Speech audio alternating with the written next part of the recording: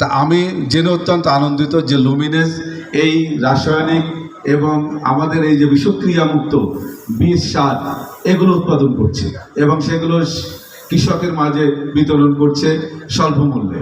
তো এটা এই জন্য আমি লুমিনেসকে ধন্যবাদ দিতে চাই যে তারা একটি মহৎ উদ্যোগ গ্রহণ করেছে এবং একটি ভালো প্রশংসনীয় স্থানে তারা নিজেদেরকে ইতিমধ্যে অধিষ্ঠিত করেছে।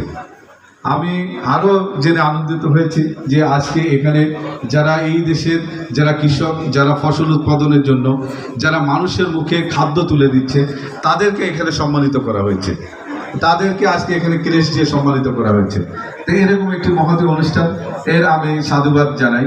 আমরা আমাদের বাংলাদেশকে আমাদের মাননীয় প্রধানমন্ত্রী শেখ হাসিনা তিনি ইতিমধ্যে ঘোষণা করেছেন, আমাদের একজন বক্তা এখানে বলেছেন, আমাদের সাংবাদিক ভাই সম্ভবত বলেছেন যে মাননীয় প্রধানমন্ত্রী ঘোষণা করেছেন, আমাদের আপনিও সম্ভবত বলেছেন যে 1 ইঞ্চি জায়গা কিন্তু ফাঁকা রাখা যাবে না, সেখানে কৃষি উৎপাদন করতে হবে, যেখানে ধান সেখানে ধান উৎপাদন, পাট উৎপাদন, যেখানে মাছ চাষ সেখানে মাছ চাষ করতে হবে, কোনো জায়গা ফাঁকা রাখা যাবে না।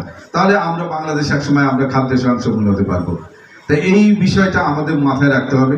তো সেই উদ্দেশ্যকে সামনে নিয়ে আমাদের লুমিনেস এগিয়ে আসছে, তাদেরকে আমরা বরণ করি এবং তাদেরকে আমরা স্বাগত জানাই।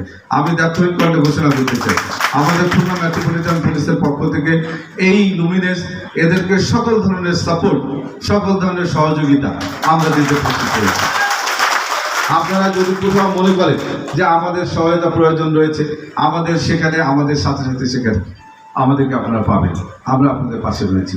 আমি সর্বশেষে আমি একটি সুন্দর বাংলাদেশ এই লুমিনেসের মাধ্যমে গড়ে উঠুক, আমাদের একটি দূষণমুক্ত সমাজ ব্যবস্থা, খাদ্য ব্যবস্থাপনা, একটি বিষক্রিয়া মুক্ত এবং আমাদের রাসায়নিক বিক্রিয়া মুক্ত একটি সুষম সুন্দর ভালো খাবার, আমরা বিশুদ্ধ খাবার যাতে আমরা পেতে পারি সেজন্য আমি প্রত্যাশা রাখি।